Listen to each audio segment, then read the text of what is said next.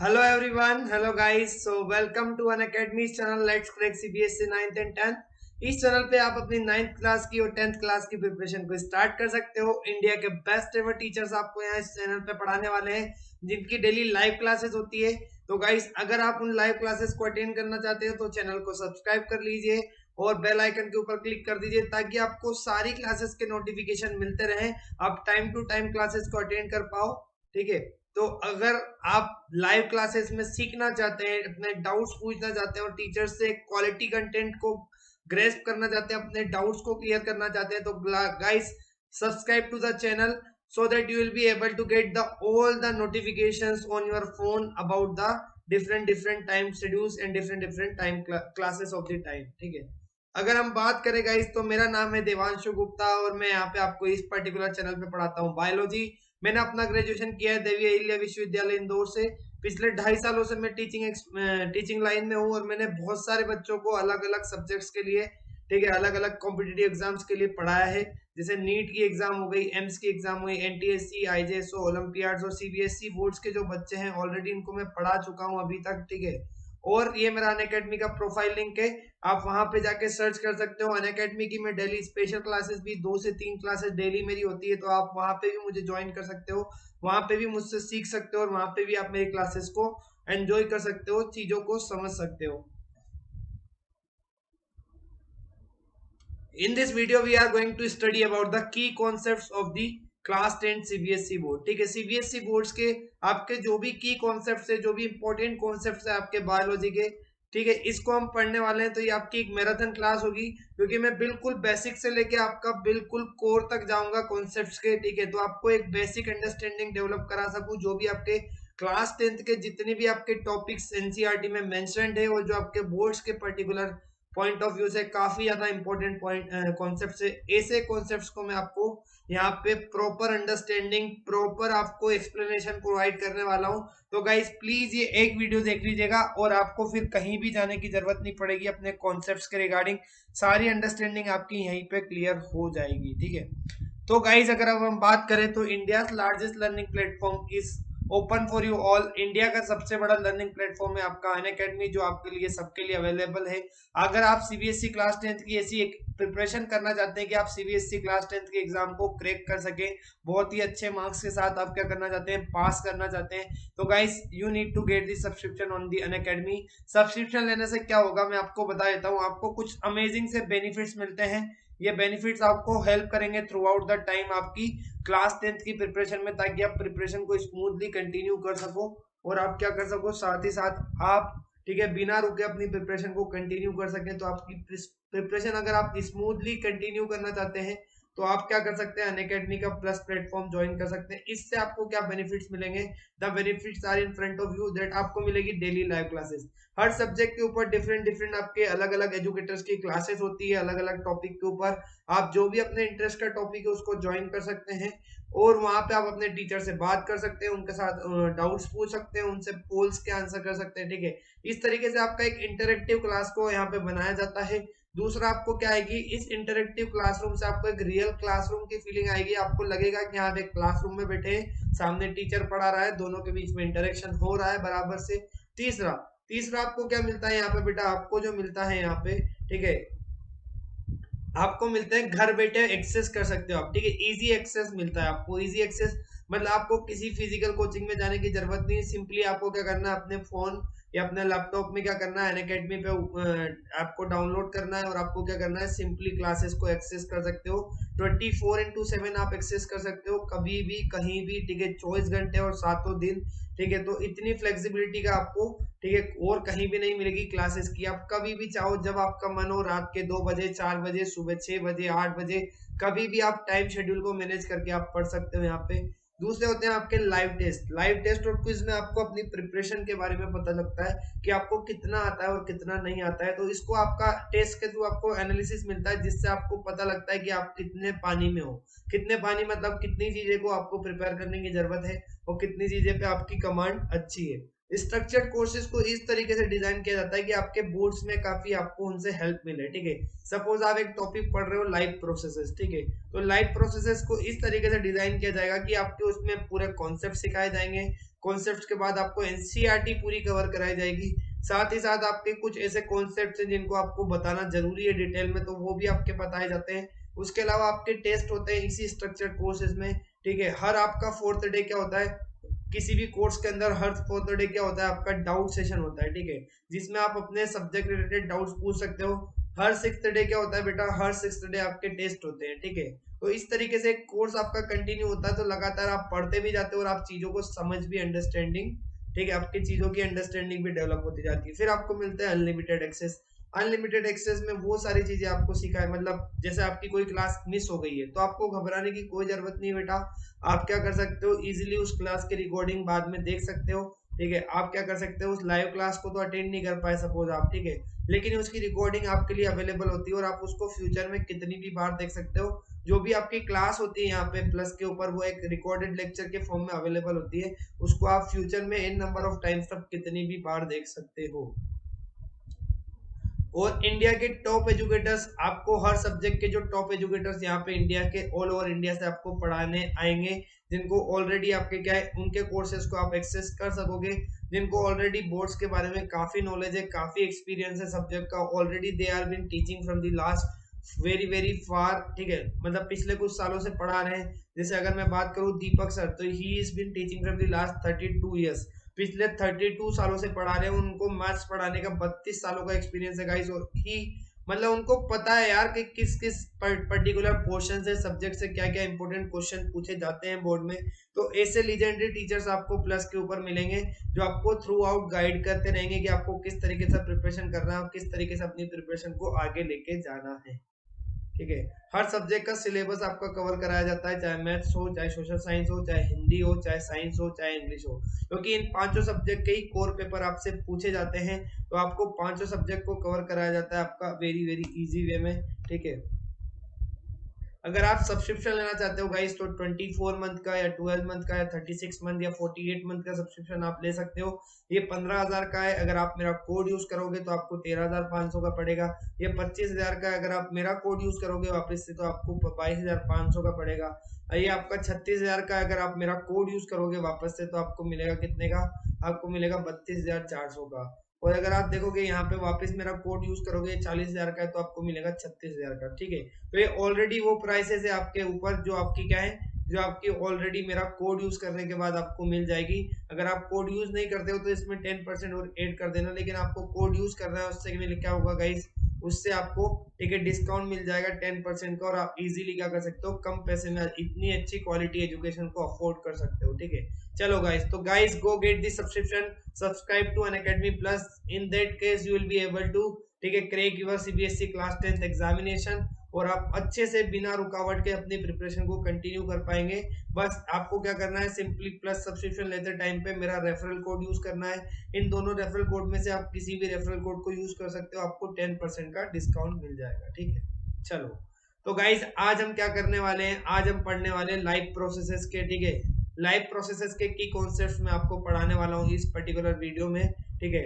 पहले हम live processes से स्टार्ट करेंगे, हम क्या करेंगे, लाइव प्रोसेसेस से स्टार्ट करेंगे, फिर हम पढ़ेंगे रिप्रोडक्शन, फिर हम पढ़ेंगे हेरिडिटी एंड इवोल्यूशन, फिर हम पढ़ेंगे आवर एनवायरनमेंट, ठीक है। तो पहले हम लाइव प्रोसेस को मैंने 4 पार्ट में डिवाइड किया है।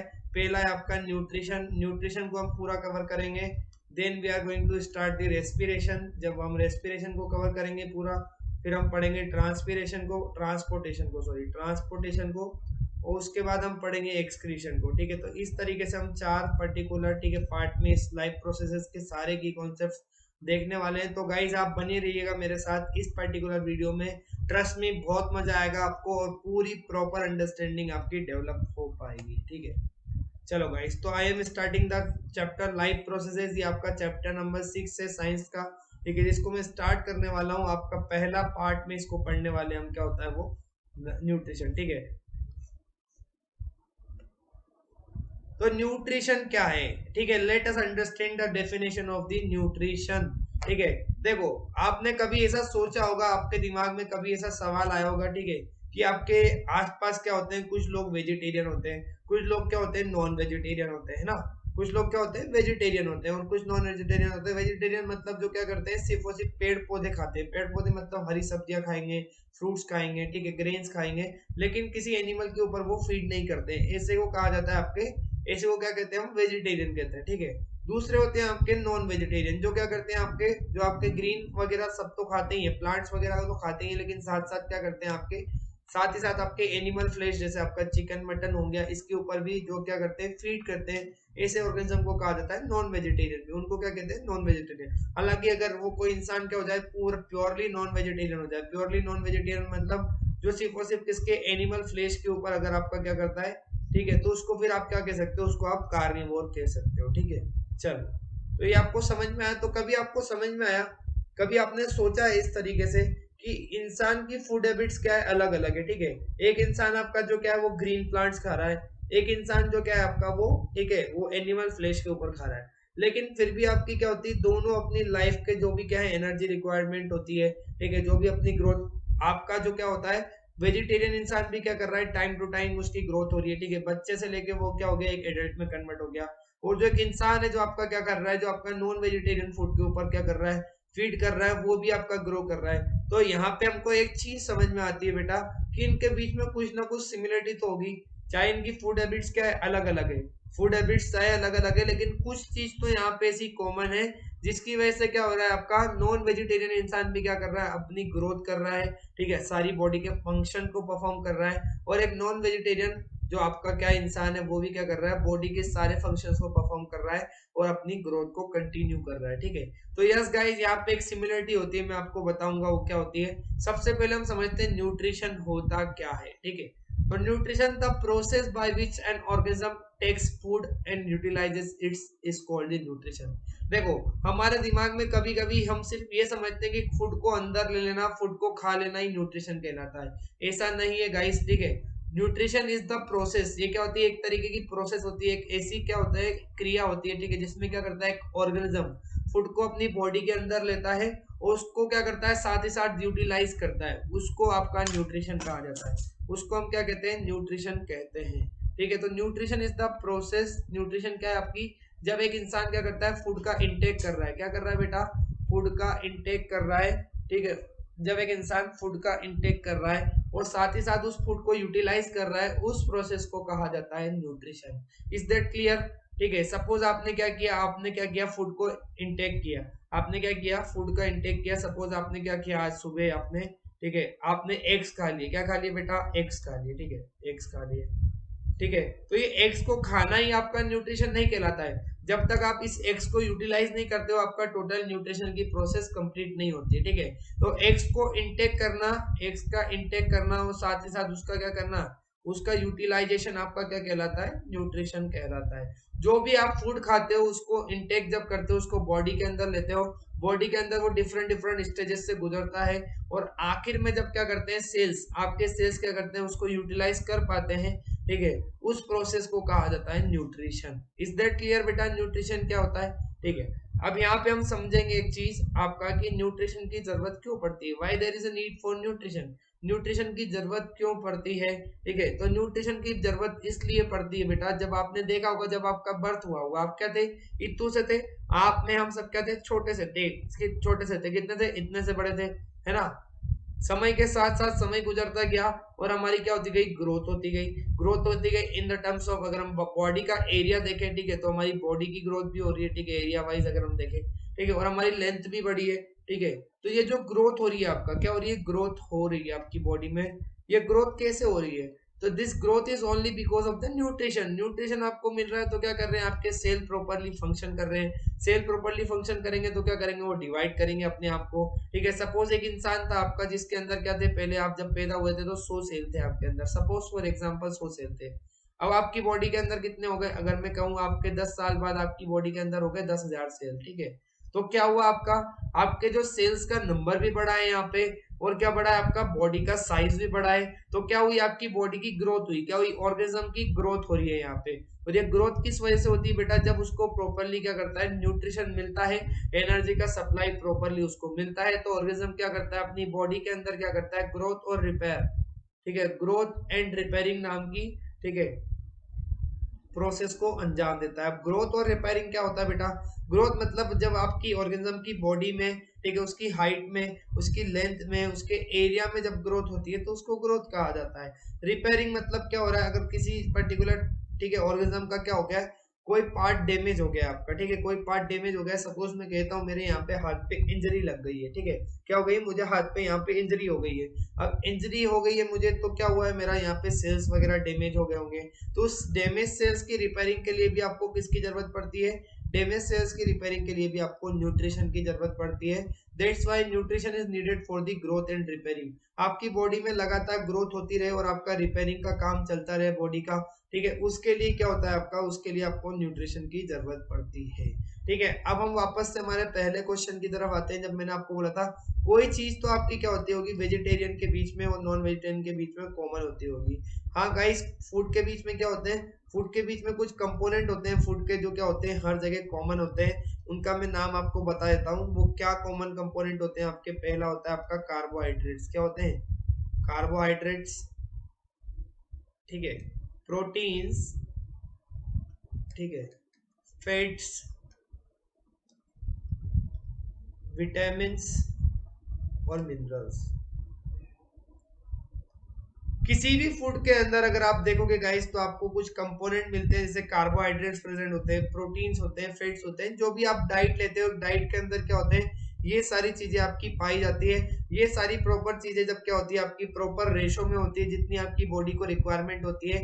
अगर आपकी डाइट में वो सारी चीजें प्रोटीन्स की, कार्बोहाइड्रेट्स की, फैट्स की, विटामिन की और मिनरल्स आपके प्रॉपर अमाउंट में प्रेजेंट है, तो उस डाइट को कहा जाता है बैलेंस डाइट। उस डाइट को हम क्या कहते हैं? Balance diet. क्यों? क्योंकि वहां पे जो फूड के जितने भी कंपोनेंट है वो क्या है, बैलेंसली आपके क्या है, प्रेजेंटली, और आपके क्या है, उनका एक बैलेंस बना हुआ है, जिससे आप क्या कर सकते हो, उनको कंज्यूम करोगे तो आपकी बॉडी की ग्रोथ आपकी लगातार होती रहेगी। ठीक है, ठीक है। तो अगर यहाँ पे हम देखते हैं बेटा, अगर आप समझने की कोशिश करोगे यहाँ पे, तो मैं दो चीजों को यहाँ पे क्या कर रहा हूँ, ठीक है, सर्कल कर रहा हूँ, विटामिन और मिनरल्स। ठीक है, ये विटामिन और मिनरल्स नाम की जो दो चीजें होती है, क्या होती है, सिंपल होती है। कैसे होते हैं? सिंपल मॉलिक्यूल्स होते हैं। कैसे होते हैं बेटा? सिंपल मॉलिक्यूल्स होते हैं। मतलब बॉडी इनको क्या करती हो, जब आप इनका इंटेक करते हो, जब इनको अंदर लेते हो अपनी बॉडी के अंदर, तो बॉडी क्या कर लेती है, इनको सिंपली एब्जॉर्ब कर लेती है। ठीक है, सिंपली क्या कर लेती है, एब्जॉर्ब कर लेती है, डायरेक्ट ब्लड में जाके आपके घुल मिल जाते हैं।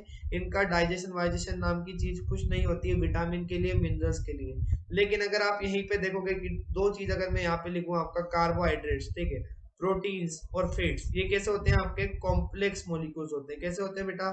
कॉम्प्लेक्स मॉलिक्यूल्स होते हैं। अब कॉम्प्लेक्स मॉलिक्यूल्स होते हैं तो इनका क्या होता है, ये बड़े बड़े मॉलिक्यूल्स होते हैं, बड़ा बड़ा इनका साइज होता है, तो उनको क्या किया जाता है, बड़े से इनको सिंपलर, मतलब कॉम्प्लेक्स से इनको सिंपलर में क्या किया जाता है, सिंपलर मॉलिक्यूल्स में कन्वर्ट किया जाता है।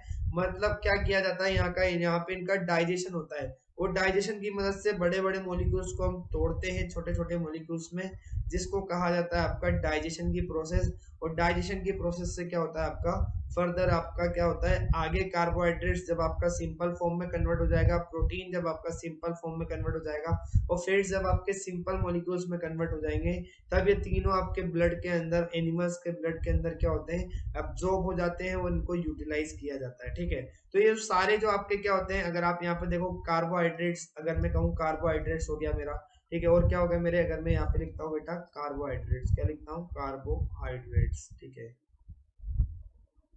फैट्स, प्रोटीन्स, ठीक है, और विटामिन और मिनरल्स। ठीक है, ये क्या होते हैं मेरे, ये मेरे जरूरी कंपोनेंट होते हैं जो एक डाइट में प्रेजेंट होना चाहिए। अगर आपकी बॉडी की क्या चाहिए, आपको लगातार ग्रोथ और रिपेयरिंग लगातार होती रहे, तो ये पांचों कंपोनेंट आपके क्या होने चाहिए, आपकी डाइट में प्रेजेंट होना चाहिए। और कैसे होना चाहिए, ठीक है, एक प्रॉपर रेशो में प्रेजेंट होना चाहिए। अदरवाइज क्या होगा, अगर आपका क्या हो गया, फेट वगैरह अगर आपका ज्यादा हो जाता है, प्रोटीन कम हो जाता है, तो फिर आपका मोटापा वाली प्रॉब्लम स्टार्ट हो जाती है। ठीक है, तो इस तरीके से क्या होता है, आपका न्यूट्रिशन होता है। और न्यूट्रिशन की जरूरत हमको किसके लिए जरूरत पड़ती है, ग्रोथ और रिपेयरिंग के लिए। फूड के कंपोनेंट क्या क्या होते हैं, आपका बैलेंस डाइट होना क्यों जरूरी है, आपको समझ में आ गया होगा। आपने देखा होगा ना, कभी कभी क्या होता है कि अगर आपने आपके दोस्त देखे होंगे जो आपके जिम वगैरह जाते हैं, या फिर जो क्या करते हैं, फिजिकली एक्टिव होते हैं, तो वो लोग क्या करते हैं, एथलीट वगैरह क्या करते हैं, आपका लो कार्ब की डाइट लेते हैं। कैसी लेती है, लो कार्बोहाइड्रेट वाली डाइट लेते हैं। क्यों? ठीक है, ताकि उनको प्रोटीन्स वगैरह क्या है उनको लगातार मिलता रहे। और कार्बोहाइड्रेट्स क्या होती है आपकी, कार्बोहाइड्रेट्स अगर आप एक्सेस में कंज्यूम करते हो तो वो क्या हो जाते हैं बेटा आपकी बॉडी के अंदर जमते जाते हैं, और जिसकी वजह से क्या होता है आपका ओबेसिटी या मोटापे की प्रॉब्लम आती है, ठीक है। और एथलीट अगर मोटा हो जाएगा तो उसका स्टेमिना कम हो जाता है। दैट्स वाई आपके जो क्या होते हैं एथलीट्स होते हैं या फिर आपके जो क्या होते हैं, ठीक है, आपके जो क्या होते हैं जिम जाने वाले लोग रहते हैं वो क्या करते हैं ज्यादातर प्रोटीन डाइट लेते हैं। प्रोटीन डाइट क्यों लेते हैं, प्रोटीन डाइट इसलिए लेते हैं ताकि प्रोटीन क्या करता है आपका मसल्स को ग्रो करता है, क्या करता है मसल्स को ग्रो करने में, मसल्स को स्ट्रॉन्ग करने में आपका हेल्प करता है प्रोटीन। दैट्स वाई आपने देखा होगा बहुत सारे लोग क्या करते हैं प्रोटीन पाउडर वगैरह को कंज्यूम करते हैं, बहुत सारे आपके क्या करते हैं, ठीक है, एग्स वगैरह खाते हैं, नॉन वेज खाते हैं जिम जाने वाले लोग। तो क्यों खाते हैं, ताकि उनकी प्रोटीन की जो रिक्वायरमेंट है बॉडी में वो फुलफिल हो सके, ठीक है। चलो अब आपने पढ़ लिया न्यूट्रिशन क्या होता है, फूड के क्या क्या कंपोनेंट होते हैं, ठीक है। अब गाइस आपको यहाँ पे समझने की ये जरूरत है कि आपके दो तरीके की चीजें होती है, ठीक है। न्यूट्रिशन आपको ऑब्टेन कर सकते हो, ठीक है। न्यूट्रिशन को ऑब्टेन करने के दो मोड होते हैं, दो जगह से दो तरीकों से आप न्यूट्रिशन को ऑब्टेन कर सकते हो। पहला मोड होता है आपका ऑटोट्रॉफिक मोड ऑफ न्यूट्रिशन, दूसरा मोड होता है आपका हाइड्रोट्रॉफिक मोड ऑफ न्यूट्रिशन, ठीक है। मतलब कोई भी ऑर्गेनिज्म आपका क्या कर सकता है, उसका न्यूट्रिशन को ऑब्टेन करने का मोड अलग अलग ऑर्गेनिज्म में अलग अलग होता है। अगर हम सारे ऑर्गेनिज्म के अंदर देखें तो दो मोड आपको कॉमन मिलेंगे। वो पहला मोड आपका होगा ऑटोट्रॉफिक मोड ऑफ न्यूट्रिशन और दूसरा होगा हेटरोट्रॉफिक मोड ऑफ न्यूट्रिशन। तो दोनों मोड को हम समझ लेते हैं, ठीक है, क्या होता है। अगर इस वर्ड ऑटोट्रॉफिक को मैं ब्रेक करूं बेटा, यहाँ पे क्या करूं, इस वर्ड ऑटोट्रॉफिक को अगर मैं ब्रेक करूं तो ऑटो का मतलब होता है सेल्फ, ठीक है ना। जैसे हम बोलते हैं ऑटोमेटिक मतलब अपने आप चलने वाला, अपने आप मतलब सेल्फ, ठीक है। और ट्रॉफिक का मतलब होता है न्यूट्रिशन, ठीक है। तो आपका क्या हो गया, ऑटो मतलब सेल्फ हो गया और ट्रॉफिक का मतलब होता है न्यूट्रिशन, ठीक है। इतना याद रख लीजिए अभी, ठीक है। अगर मैं हेट्रोट्रॉफिक को ब्रेक करता हूँ बेटा तो हेट्रो का मतलब होता है अदर्स और ट्रॉफिक का मतलब वही होगा यहाँ भी न्यूट्रिशन, ठीक है। तो अगर आप यहाँ पे हम इसको क्या कर लेते हैं अलग अलग डिफरेंशिएट कर लेते हैं, ठीक है। तो अगर आप देखोगे यहाँ पे, अगर आप क्या करोगे, अगर यहाँ पे देखोगे ऑटो का मतलब सेल्फ मतलब ए से ऑर्गेनिज्म, ठीक है। ए से ऑर्गेनिज्म जो क्या कर सकते हैं अपना न्यूट्रिशन की जो रिक्वायरमेंट है, अपनी फूड की जो रिक्वायरमेंट है उसको खुद से ही फुलफिल कर सकते हैं, खुद से ही फुलफिल कर सकते हैं, खुद ही सिंथेसाइज कर सकते हैं, खुद ही न्यूट्रिशन को ऑब्टेन कर सकते हैं। ऐसे ऑर्गेनिज्म के अंदर जो मोड ऑफ न्यूट्रिशन होता है उसको कहा जाता है ऑटोट्रॉफिक मोड ऑफ न्यूट्रिशन, या फिर ऐसा मोड ऑफ न्यूट्रिशन जिसके अंदर क्या कर सकता है, जिसके अंदर ऑर्गेनिज्म क्या कर सकता है उसका खुद से खाना बना सकता है, ठीक है। It is that mode of nutrition in which an organism makes his own food from the simple inorganic materials। यहाँ पे आपको जो अंडरलाइन करने की जरूरत है बेटा वो क्या अंडरलाइन करने की जरूरत है, simple inorganic materials like CO2 and water present in the surrounding. मतलब एक ऑर्गेनिज्म क्या कर रहा है CO2 और H2O को यूज करके अगर क्या कर सकता है अपना खाना खुद से ही बना सकता है, ठीक है। तो ऐसे मोड ऑफ न्यूट्रिशन को कहा जाता है आपका ऑटोट्रॉफिक मोड ऑफ न्यूट्रिशन, ठीक है। हेट्रोट्रॉफिक का अगर आप मतलब देखोगे यहाँ पे तो हेट्रो का मतलब होता है अदर्स और ट्रॉफिक का मतलब होता है न्यूट्रिशन। तो देख लेते हैं हेट्रोट्रॉफिक का मतलब क्या होता है। हेट्रोट्रॉफिक मोड ऑफ न्यूट्रिशन ऐसा मोड ऑफ न्यूट्रिशन होता है जिसमें जो ऑर्गेनिज्म होते हैं वो खुद they cannot make its own food from the simple inorganic materials like CO2 and water, ठीक है। मतलब यहाँ पे आपका क्या कर रहा है, यहाँ पे आपका, ठीक है, जो ऑर्गेनिज्म होते हैं या फिर ऐसा मोड ऑफ न्यूट्रिशन होता है जिसमें ऑर्गेनिज्म अपना खाना खुद से बना सक रहा है, यहाँ पे खाना नहीं बना सक रहा है, ठीक है। अगर यहाँ पे देखोगे all autotrophic organism contains green pigment, यहाँ पे जो खाना बना सक रहे हैं वो किसकी वजह से बना सक रहे हैं, क्लोरोफिल के प्रेजेंट होने की वजह से। मतलब जो भी आपके ऑर्गेनिज्म होते हैं जिसके अंदर autotrophic mode of nutrition present होता है उनके अंदर क्या होता है क्लोरोफिल होता है जो क्या करता है लाइट को ट्रैप कर सकता है, सनलाइट को ट्रैप कर सकता है, जिसकी मदद से आपका, ठीक है, ऑटोट्रॉफिक मोड ऑफ न्यूट्रिशन के अंदर खाना बन सकता है। लेकिन अगर यहाँ पे आप देखोगे, ठीक है, जिनके अंदर क्या होते हैं सारे के सारे जो एनिमल्स वगैरह होते हैं, बैक्टीरिया वगैरह होते हैं, फंगाई वगैरह होते हैं, इनके अंदर क्या होते हैं, इनके अंदर क्लोरोफिल प्रेजेंट नहीं होता है। दैट्स व्हाई क्लोरोफिल प्रेजेंट नहीं होता है तो आपका क्या पाया जाता है हेट्रोट्रॉफिक मोड ऑफ न्यूट्रिशन पाया जाता है। हेट्रोट्रॉफिक मतलब आपका क्या करते हैं जो दूसरों से अपना न्यूट्रिशन क्या करते हैं डिराइव करते हैं। यहाँ पे लिखा है ना अदर्स, अदर्स मतलब जो दूसरों के ऊपर अपने डिपेंडेंट होते हैं, ठीक है, they are dependent on the other organism for their food requirement, that's why they are known as the heterotrophic mode of nutrition. ऐसा मोड ऑफ न्यूट्रिशन होता है जिसमें ऑर्गेनिज्म क्या करता है आपका दूसरे ऑर्गेनिज्म के ऊपर क्या करता है बेटा, डिपेंडेंट होता है अपनी फूड रिक्वायरमेंट के लिए, अपनी न्यूट्रिशनल रिक्वायरमेंट के लिए। ऐसे मोड ऑफ न्यूट्रिशन को कहा जाता है आपका हेट्रोट्रोफिक मोड ऑफ न्यूट्रिशन। ठीक है, चलो अगर हम देखें अब यहाँ पे आपका 3 नंबर में एक क्वेश्चन बार बार पूछा गया है बोर्ड्स में कि what is the difference between autotrophs and heterotrophs. 3 number का क्वेश्चन है बेटा, तो आपको एटलीस्ट क्या करने पड़ेंगे, 3 मार्क्स का क्वेश्चन है तो आपको 3-3 पॉइंट लिखना जरूरी है। 3-3 पॉइंट को किस तरीके से आप लिख सकते हो, ठीक है चलो मैं बता देता हूँ यहाँ पे किस तरीके से आप लिख सकते हो। ऑटोट्रोफ्स और हेट्रोट्रोफ्स, ठीक है। ऑटोट्रोफ्स मतलब क्या होता है, ऐसे ऑर्गेनिज्म उनको ऑटोट्रोफ्स कहा जाता है जिनके अंदर क्या होता है, ठीक है। ऑटोट्रोफ्स किसको कहोगे आप, जिनके अंदर आपका autotrophic mode of nutrition present है, ऐसे ऑर्गेनिज्म को कहा जाता है ऑटोट्रोफ्स। मतलब जो क्या कर सकते हैं, अपना खाना खुद से सिंथेसाइज कर सकते हैं, ऐसे ऑर्गेनिज्म को हम ऑटोट्रोफ बोलेंगे। ठीक है, हेट्रोट्रोफ उनको कहा जाता है बेटा जिनके अंदर क्या होता है, हेट्रोट्रोफिक मोड ऑफ न्यूट्रिशन होता है, जो अपना खाना खुद से सिंथेसाइज नहीं कर सकते, ऐसे ऑर्गेनिज्म को कहा जाता है हेट्रोट्रोफ्स। ठीक है, यहाँ पे क्या होता है, अगर आपको मैंने अभी पढ़ाया था थोड़ी देर पहले कि दिस पोजेसेस फोटोसिंथेटिक पिगमेंट, ठीक है। आपके ऑटोट्रोफ्स जो होते हैं उनके अंदर क्या होता है, फोटोसिंथेटिक पिगमेंट होता है। क्या नाम था पिगमेंट का, क्लोरोफिल। ठीक है, क्लोरोफिल नाम का एक फोटोसिंथेटिक पिगमेंट होता है जो क्या करता है, आपका जो भी लाइट एनर्जी इंसिडेंट होती है आपकी, ठीक है, जो भी आपकी सोलर एनर्जी आ रही है, सनलाइट आ रही है, उसको क्या करता है, ट्रैप करता है, उसको एब्जॉर्ब कर लेता है, उस पर्टिकुलर लाइट एनर्जी को फिर वापस में क्या कर देता है, कन्वर्ट कर देता है केमिकल एनर्जी में। ठीक है, तो यहाँ पे फोटोसिंथेसिस की अगर जो आप प्रोसेस होती है ऑटोट्रोफ्स के अंदर, आप सबको पता होगा कि लाइट एनर्जी को रिक्वायरमेंट करके आपका क्या कर किया जा रहा है, लाइट एनर्जी को ट्रैप करके उसको कन्वर्ट किया जा रहा है केमिकल एनर्जी में। तो ये किसकी मदद से हो रहा है, ये सिर्फ और सिर्फ हो रहा है क्लोरोफिल की मदद से। किसकी मदद से हो रहा है बेटा, क्लोरोफिल की मदद से। अगर आपका क्लोरोफिल नहीं होगा, एब्सेंट होगा अगर आपका किसी प्लांट के अंदर, तो वो भी क्या हो जाएगा आपका, वो भी हेट्रोट्रोफ हो जाएगा, उसके अंदर भी खाना नहीं बनाया जा सकता। ठीक है, तो अगर आप एग्जाम्पल देखोगे बेटा यहाँ पे, तो अगर आप एग्जाम्पल देख सकते हैं, एग्जाम्पल क्या है आपके, ग्रीन प्लांट। क्या है बेटा, ग्रीन प्लांट। अगर आप यहाँ पे देख सकते हो, ये आपका ग्रीन प्लांट क्या हो गया, आपका ऑटोट्रोफिक मोड ऑफ न्यूट्रिशन का एग्जाम्पल हो गया, ऑटोट्रोफ्स का एग्जाम्पल हो गया। क्यों, क्योंकि ये अपना खाना खुद से बना सकता है। यहाँ पे क्या होता है, क्लोरोफिल प्रेजेंट होता है। अगर आप यहाँ पे देखोगे तो ये क्या है आपका, एल्गी। ये एल्गी, आपकी एल्गी भी अपना खाना खुद से बना सकती है। और ये आपका साइनोबैक्टीरिया। क्या है बेटा, साइनोबैक्टीरिया, जिसको हम ब्लू ग्रीन एल्गी भी बोलते हैं। ठीक है, तो ये क्या होते हैं आपके, तीनों ऐसे ऑर्गेनिज्म है जो अपना खाना खुद से बना सकते हैं। सारे ग्रीन प्लांट्स, सारी एल्गी, और आपके क्या होते हैं, बीजीए ब्लू ग्रीन एल्गी या फिर साइनोबैक्टीरिया। ये क्या कहलाते हैं, आपके ऑटोट्रोफ्स कहलाते हैं। क्या कहलाते हैं बेटा, ये सारे आपके ऑटोट्रोफ्स कहलाते हैं। ठीक है, यहीं पे अगर हम देखेंगे हेट्रोट्रोफ्स के बारे में, तो हेट्रोट्रोफ्स क्या होते हैं, हेट्रोट्रोफ्स वो ऑर्गेनिज्म होते हैं जिनके अंदर क्या पाया जाता है, हेट्रोट्रोफिक मोड ऑफ न्यूट्रिशन पाया जाता है। हेट्रोट्रोफिक मोड ऑफ न्यूट्रिशन मतलब वो अपना खाना खुद से सिंथेसाइज नहीं कर सकते, वो क्या होंगे, किसी दूसरे ऑर्गेनिज्म के ऊपर डिपेंडेंट होंगे अपनी फूड रिक्वायरमेंट के लिए। ऐसे ऑर्गेनिज्म को कहा जाता है हेट्रोट्रोफ्स। ठीक है, अब ये अपना खाना क्यों नहीं बना सकते भाई, क्योंकि इनके अंदर क्या होता है, एक जो फोटोसिंथेटिक पिगमेंट होता है आपका क्लोरोफिल नाम का, वो एब्सेंट होता है, और एब्सेंट होने की वजह से अपना लाइट एनर्जी को कन्वर्ट नहीं कर सकते केमिकल एनर्जी के अंदर। दैट्स वाई आपके ये ऑर्गेनिज्म कहलाते हैं आपके हेट्रोट्रोफिक मोड ऑफ न्यूट्रिशन। ठीक है, एग्जांपल अगर आप देखोगे तो सारे एनिमल्स, जितने भी आपके एनिमल्स होते हैं, सारे कैसे होते हैं, आपके हेट्रोट्रोफिक मोड ऑफ न्यूट्रिशन होता है।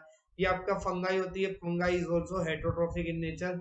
और अगर आप यहाँ पे देखोगे तो ये होते हैं आपके पैरासाइट्स। पैरासाइट्स भी क्या होते हैं, आपके सारे के सारे हेट्रोट्रोफिक होते हैं नेचर में। तो आपको समझ में आया बेटा इतना कि आपका क्या डिफरेंस होता है ऑटोट्रोफ्स के बीच में और आपका हेट्रोट्रोफ के बीच में। ऑटोट्रोफ्स के एग्जांपल से हमने समझने की कोशिश की, ठीक है, और हमने हेट्रोट्रोफ्स को भी समझने की कोशिश की। आप प्लीज इसको याद करिएगा, 3 नंबर के क्वेश्चन में आपको पूछा जाता है ये। ठीक है, ठीक है, अब हम पढ़ने वाले हैं types of heterotrophic mode of nutrition. ठीक है, हेट्रोट्रोफिक मोड ऑफ न्यूट्रिशन के कितने टाइप होते हैं ये हम पढ़ने वाले हैं। ठीक है, तो इसको ध्यान दीजिएगा गाइस, 3 तरह के टाइप्स होते हैं आपके। ठीक है, there is 3 types of heterotrophic mode of nutrition is present. ठीक है, 3 तरह के टाइप्स कौन कौन से होते हैं आप लोग देख लीजिए, समझ लीजिए इस चीज को।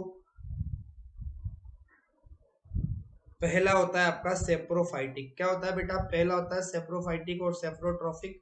सेप्रोफाइटिक का मतलब, सेप्रो का मतलब होता है, अगर इस वर्ड को ब्रेक करें हम, सेप्रोफाइटिक को या सेप्रोट्रोफिक को, तो सेप्रो का मतलब होता है रोटन।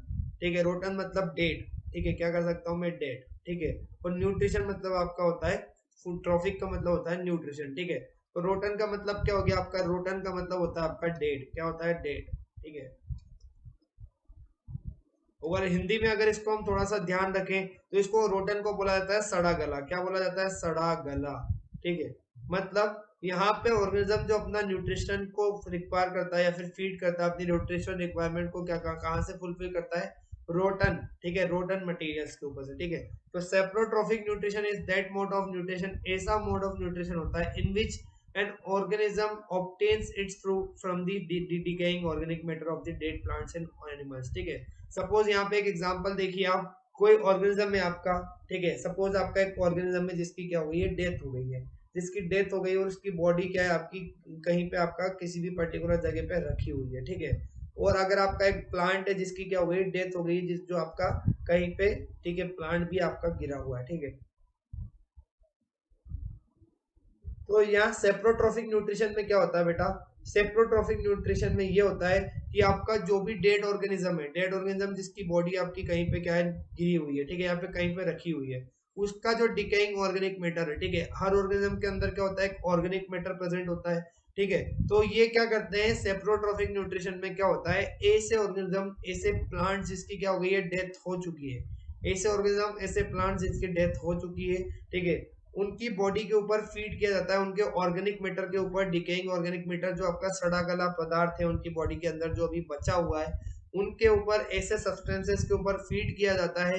और फीड करके जब न्यूट्रिशन रिक्वायरमेंट को फुलफिल किया जाता है तो उसको कहा जाता है आपका सेप्रोट्रॉफिक या सेप्रोफाइटिक मोड ऑफ न्यूट्रिशन। ठीक है, किसके अंदर होता है ये? अगर आप देखोगे ब्रेड मोल्ड, मशरूम, यीस्ट और आपके कुछ बैक्टीरियाज भी होते हैं जो आपके क्या करते हैं? सेप्रोट्रॉफिक होते हैं नेचर में। ठीक है, तो सेप्रोट्रोफिक न्यूट्रिशन मतलब कोई ऑर्गेनिज्म की अगर डेथ हो गई, अगर आपने आसपास देखा होगा कि क्या होती है, किसी ऑर्गेनिज्म की जब डेथ होती है, ठीक है, तो आपका क्या होता है? उसकी बॉडी का मास बहुत ज्यादा होता है। क्या होता है? उसकी बॉडी का मास बहुत ज्यादा होता है। लेकिन अगर आप एक हफ्ते बाद जाके देखेंगे उसी एरिया में, तो आपको देखेगा कि आपका क्या रह जाता है? बॉडी में से सिर्फ आपकी बोन्स बोन्स रह जाती है, और बाकी पूरा का पूरा डेड ऑर्गेनिक मैटर जो होता है आपका, वो क्या हो जाता है आपका? वो आपका निकल जाता है बॉडी में से, उसको कंज्यूम कर लिया जाता है। तो कंज्यूम कौन करते हैं बेटा? कंज्यूम करते हैं आपके, ठीक है, ऐसे ऑर्गेनिज्म जो क्या करते हैं? इन डेड ऑर्गेनिक मैटर के ऊपर फीड करते हैं। उनका नाम है आपका, ठीक है, उनका अगर आप नाम देखोगे तो आपके क्या हो गया? जैसे earthworm, earthworm is a saprotrophic in nature.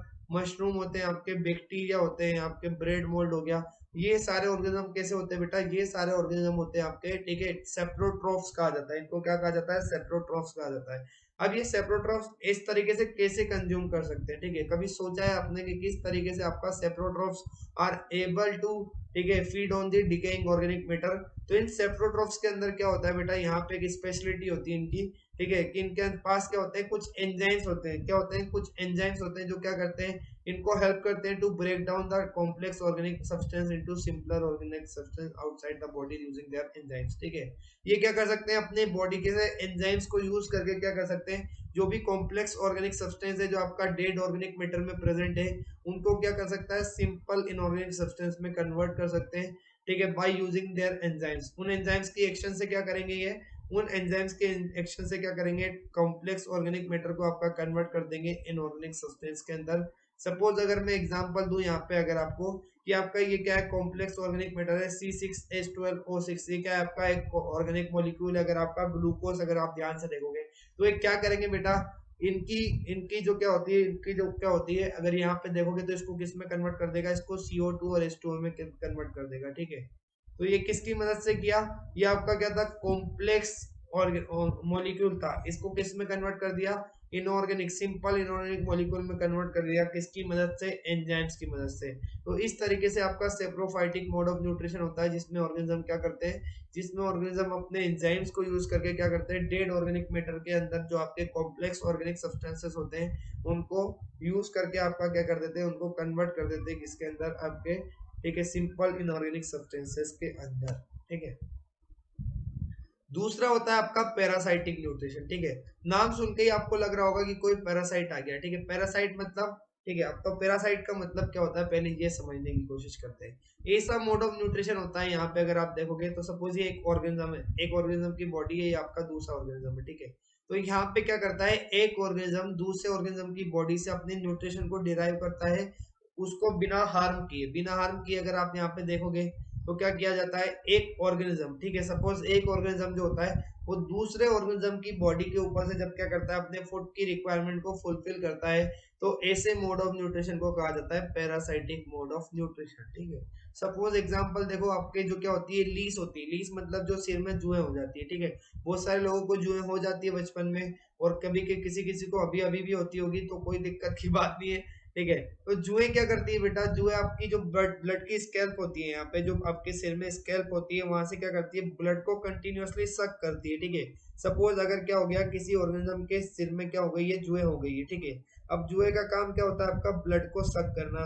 क्यों ब्लड को सक क्यों करती है बेटा, ताकि उनको लगातार न्यूट्रिशन मिल सके। आपके ब्लड के अंदर क्या होते हैं, जो भी फूड आप क्या करते हो, कंज्यूम करते हो, एब्जॉर्ब होके कहाँ जाता है, आपके ब्लड के अंदर जाता है। तो ये जो क्या होते हैं आपके, जो आपकी लाइस हो गई, जो जुए हो गई, क्या करेगी, ठीक है, आपके स्कैल्प से न्यूट्रिशन को डिराइव करती रहती है, और क्या करेगी, आपके ब्लड में से आपका जो भी क्या होता है फूड रिक्वायरमेंट, या आपकी आपका डिजोल्व फूड होता है, उसको कंज्यूम कर लेती है, और आपको पता भी नहीं लगता है, ठीक है, आपको पता तो लग जाता है, ठीक है।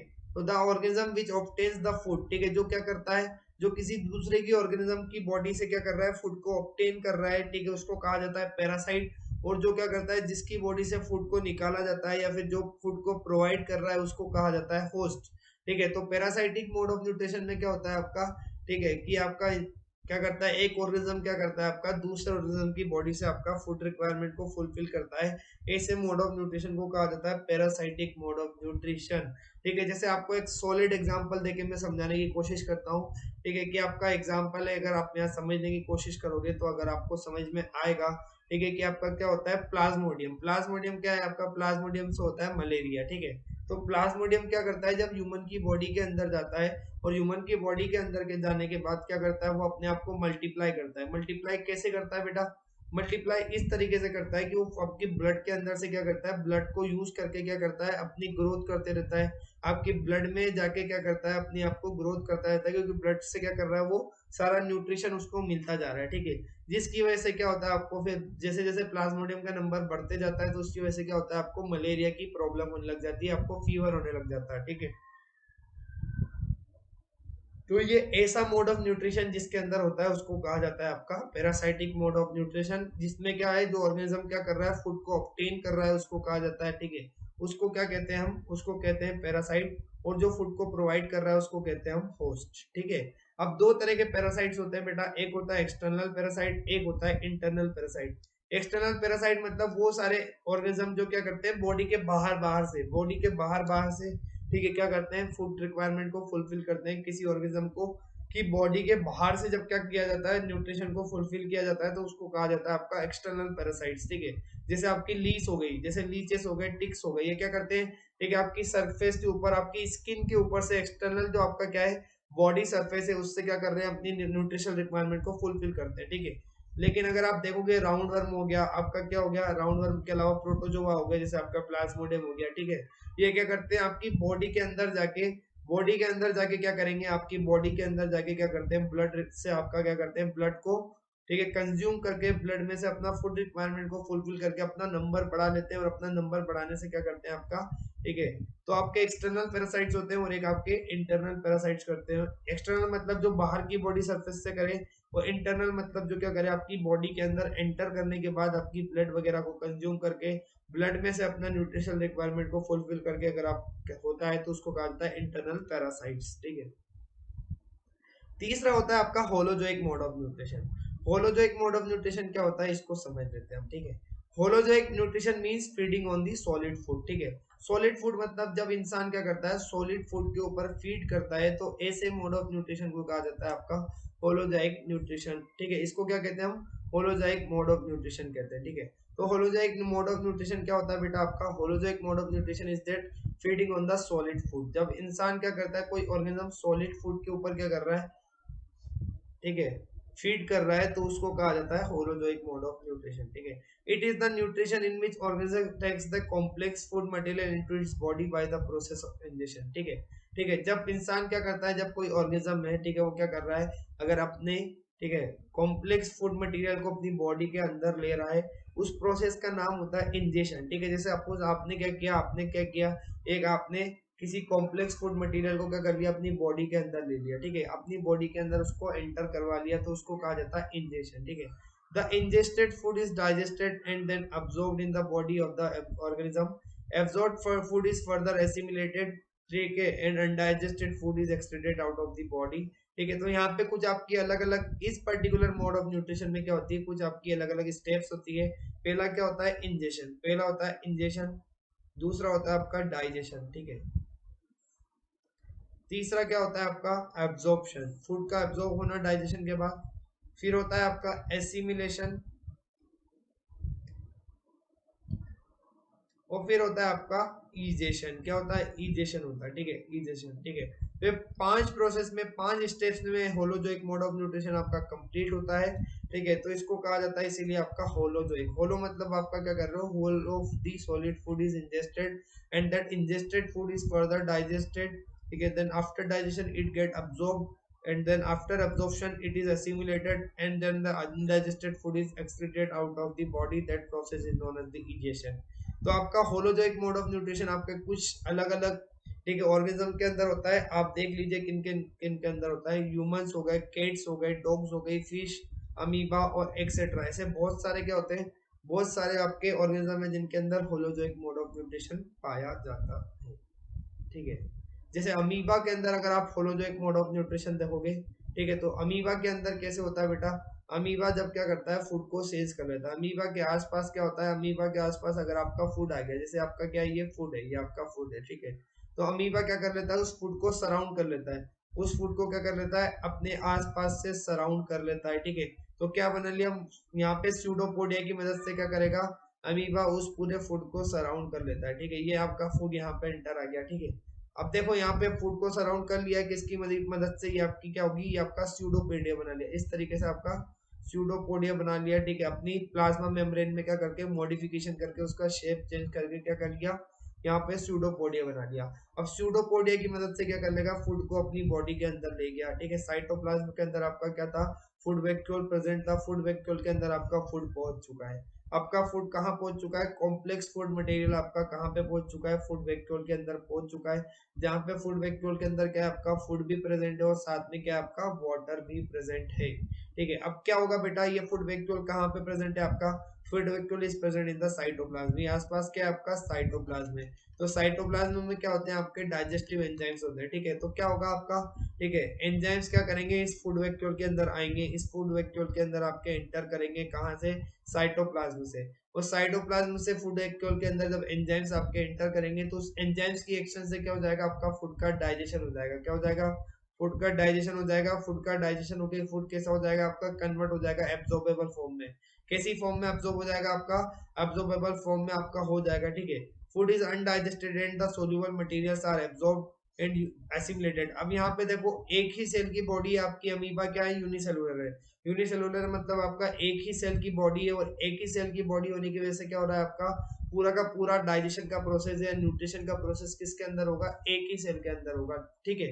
तो जब फूड का आपका डाइजेशन हो जाएगा, जब फूड का डाइजेशन हो जाएगा आपका, ठीक है, तो आपका क्या होता है, फूड का डाइजेशन होने के बाद एब्जॉर्ब फॉर्म में आपका फूड कन्वर्ट हो जाता है, ठीक है। तो आपका एसिमिलेशन हो जाता है फूड का, फूड को यूज कर लिया जाता है, ठीक है। और फूड को जब आप यूज कर लेते हो, एसिमिलेशन हो जाता है, तो आपका जो अनडाइजेस्टेड फूड होता है, अनडाइजेस्टेड फूड क्या किया जाता है, आपका बाहर निकल दिया जाता है बॉडी की मदद से, ठीक है। इस प्रोसेस को कहा जाता है आपका होलोजोइक न्यूट्रिशन इन अमीबा। इस तरीके से आपका अमीबा में क्या होता है, होलोजोइक मोड ऑफ न्यूट्रिशन होता है। Very very very very important question, 3 marks में क्वेश्चन पूछा जाता है आपसे, बार बार कितनी ही बार पूछा गया है। तो आप ये डायग्राम याद कर लेना, सारी स्टेप्स याद कर लेना, आपको सिंपली यहाँ पे क्या करना है, इसको एलाबोरेट करके लिख देना है अच्छे से, वो आपको पूरे के पूरे मार्क्स मिल जाएंगे बोर्ड्स में 3 नंबर। तो very very important question, mark कर लेना, समझ लेना, मैंने आपको पूरा बता दिया है, ठीक है। ये प्रोसेस क्या होगी आपकी, ये प्रोसेस होगी आपकी इंजेक्शन की, ठीक है। ये क्या हो गई, इंजेक्शन की प्रोसेस हो गई, ठीक है। इंजेक्शन की प्रोसेस हो गई, ये हो गई आपकी डाइजेशन की, ठीक है। ये हो गई आपकी एब्जॉर्प्शन और आपकी एसिमिलेशन की, और ये हो गई आपकी इजेशन की प्रोसेस। तो टोटल 5 प्रोसेस में आपका holozoic mode of nutrition cover हो जाता है आपका। इस तरीके से आपको क्या करना है, इस तरीके से आपको होलोजोइक मोड ऑफ न्यूट्रिशन को पढ़ना है और समझना है कि कौन कौन सी स्टेप्स होती है, किसके बाद क्या आता है। और इसी तरीके से आपको प्रॉपर फॉर्मेट में अगर एग्जाम में क्वेश्चन आता है तो आपको लिख के आना है, ठीक है।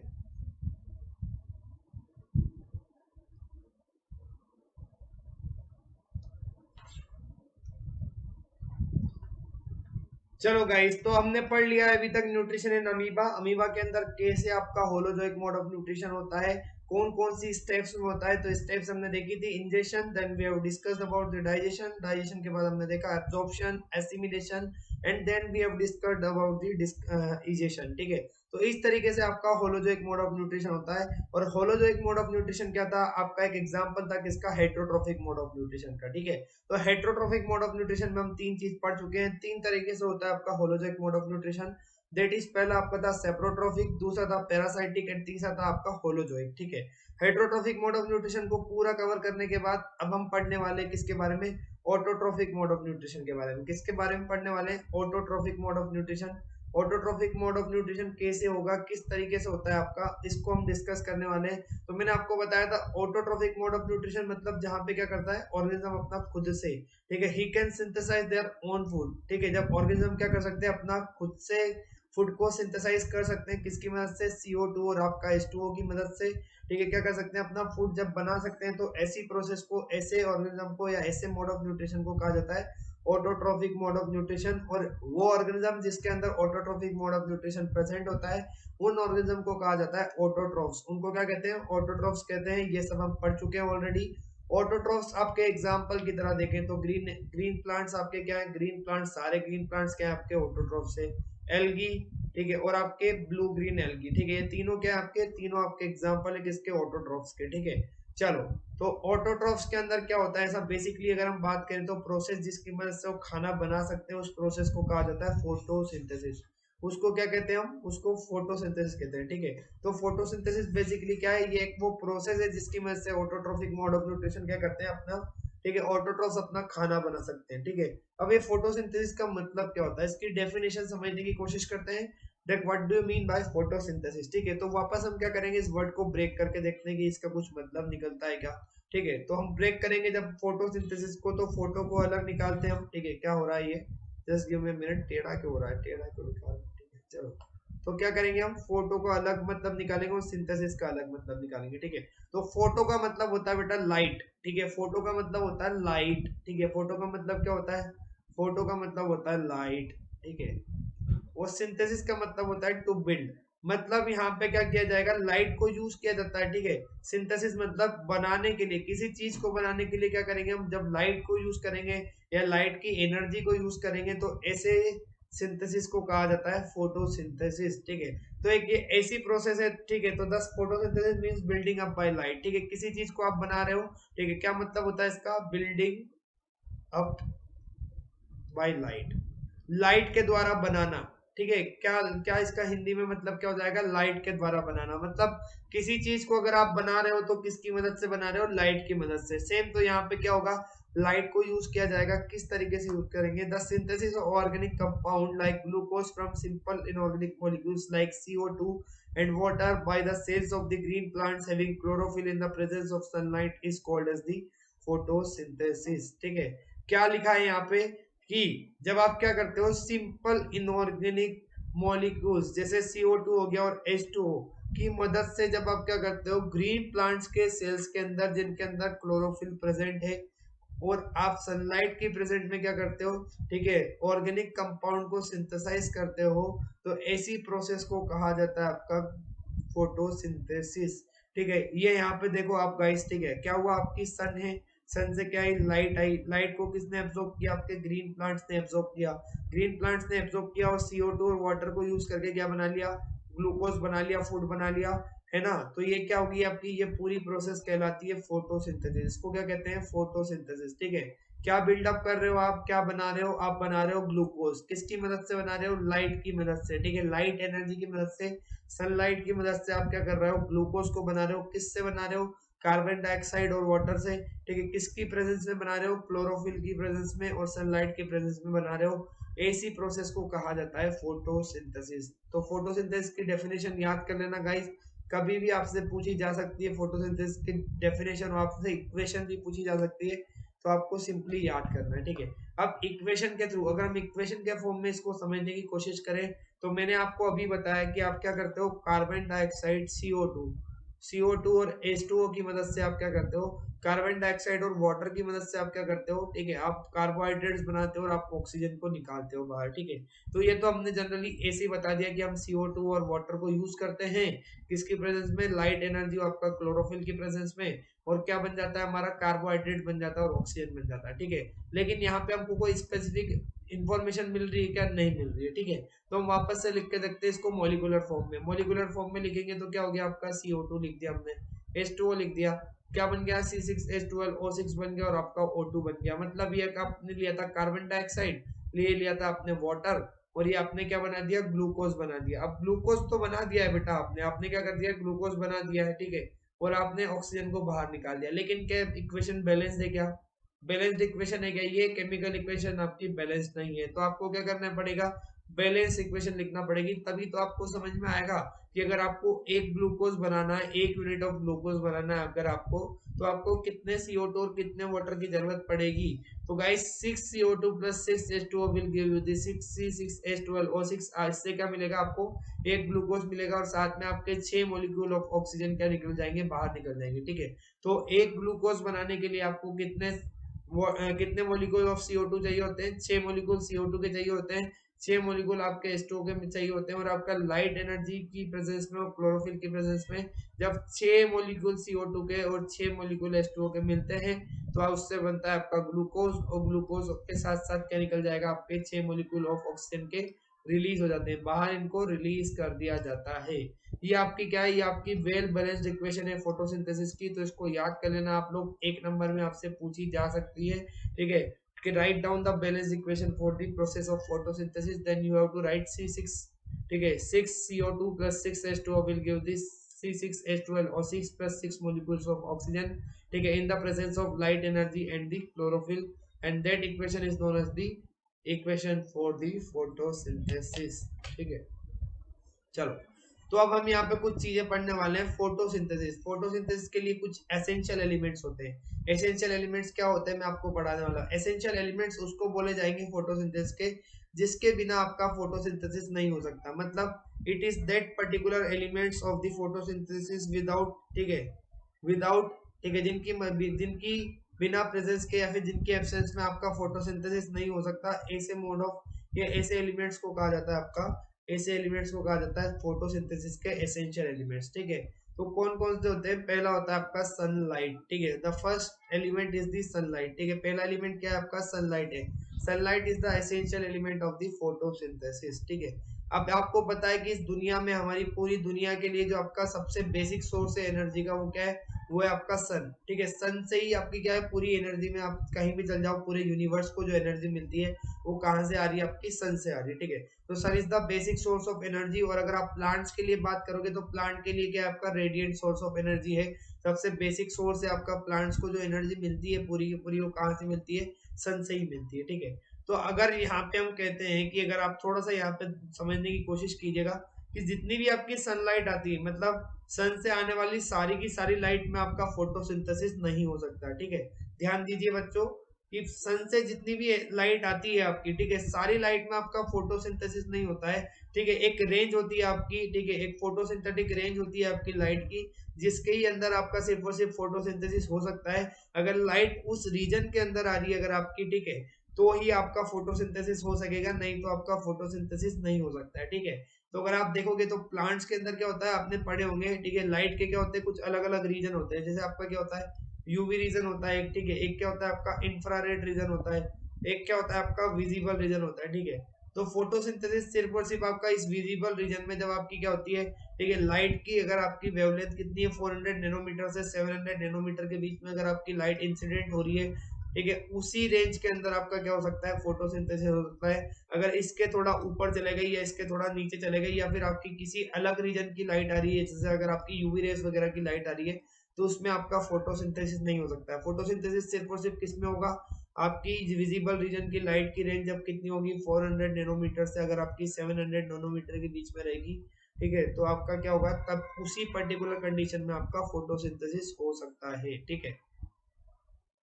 अब विजिबल रीजन जो होता है, आपको पता है विजिबल रीजन में क्या होता है आपका, consist of the white light. क्या व्हाइट लाइट का कंसिस्ट होता है, व्हाइट लाइट क्या होती है, बेसिकली व्हाइट लाइट होती नहीं है, it is a mixture of the 7 colours, ठीक है। 7 कलर की लाइट का मिक्सचर होता है आपको, तो वो अपीयर करता है आपको व्हाइट की तरह, लेकिन व्हाइट कलर की लाइट नहीं होती है, ठीक है। जिसमें आपके क्या होते हैं, ठीक है, अगर आप देखोगे तो क्या होता है, विबग्योर होता है। क्या होता है, विबग्योर। विबग्योर मतलब violet, indigo, blue, green, yellow, orange, red, ठीक है। ये आपकी अलग अलग क्या होती है, 7 कलर्स की लाइट होती है, ठीक है। अगर आपको मैं बताऊं यहाँ पे तो आपको समझ में आएगा कि आपका जो मैक्सिमम फोटोसिंथेसिस होगा वो किसके अंदर होगा। रेड कलर की लाइट में सबसे ज्यादा फोटोसिंथेसिस होता है, वो ग्रीन कलर की जो लाइट होती है आपकी उसमें सबसे कम फोटोसिंथेसिस होता है। क्यों? क्योंकि ग्रीन कलर की लाइट जो होती है आपकी क्या होती है, पूरे प्लांट्स भी आपके क्या होते हैं, ग्रीन कलर के होते हैं, ठीक है। क्योंकि क्लोरोफिल प्रेजेंट होता है प्लांट्स में, तो जब भी आपकी ग्रीन पार्ट्स के ऊपर क्या करेगी, ग्रीन लाइट अगर आपकी इंसिडेंट होगी तो क्या कर दी जाती है, रिफ्लेक्ट कर दी जाती है। मतलब जितनी भी लाइट आपकी क्या होती है मैक्सिमम, उसमें से ग्रीन को क्या कर दिया जाता है, रिफ्लेक्ट कर दिया जाता है। दैट्स वाई आपका क्या होता है, ग्रीन रीजन की जो लाइट होती है उसमें मिनिमम फोटोसिंथेसिस होता है, और रेड कलर की लाइट में क्या होता है आपका मैक्सिमम फोटोसिंथेसिस होता है, ठीक है। तो it is the first ever the essential element of the photosynthesis, जिसको कहते हैं सनलाइट। देखो, अगर सनलाइट को एसेंशियल एलिमेंट क्यों बोल रहे हैं बेटा, देखो हमने क्या पढ़ा था आपका कि फोटोसिंथेसिस मतलब फोटो किसको यूज करके, लाइट को यूज करके हम क्या कर रहे हैं, किसी चीज को बना रहे हैं। अगर आपकी लाइट ही नहीं रहेगी तो हम क्या फोटोसिंथेसिस की प्रोसेस को परफॉर्म कर सकते हैं, नहीं कर सकते, ठीक है। That's why light is a very very very very very very much essential element of the photosynthesis. Without, अगर आपका फोटोसिंथेसिस नहीं होगा, फोटोसिंथेसिस आपका बिना सनलाइट के नहीं हो सकता। दूसरा होता है आपका क्लोरोफिल। दूसरा क्या होता है आपका, क्लोरोफिल होता है, ठीक है। तो क्लोरोफिल क्या है बेटा, क्लोरोफिल हमने पढ़ाया आपको कि प्लांट्स के अंदर क्या होते हैं, प्लांट्स का जो ग्रीन कलर होता है, ठीक है, प्लांट्स के जो सेल्स होते हैं उसके अंदर क्या होता है, ग्रीन कलर का पिगमेंट पाया जाता है, उस ग्रीन कलर के पिगमेंट को हमने नाम दिया है क्लोरोफिल, ठीक है। तो chlorophyll is the green colour pigment which is present in the green cell, which is present in the cells of the, ठीक है, प्लांट सेल्स। प्लांट सेल्स के क्लोरोप्लास्ट के अंदर आपका क्लोरोफिल पाया जाता है। तो आपका क्लोरोफिल कहाँ प्रेजेंट होता है, ठीक है, these are the green pigments present in the chloroplast. Chloroplast के अंदर आपके पाए जाते हैं क्लोरोफिल, ठीक है। They are found in the green leaves in maximum amount as well as in the green aerial parts of the stem, ठीक है, प्लांट। देखो, सबसे ज्यादा आपका कहाँ पाया जाता है क्लोरोफिल, अगर आपसे पूछा जाए तो आपका पाया जाता है लीव्स के अंदर। कहाँ पाया जाता है, लीव्स के अंदर, ठीक है।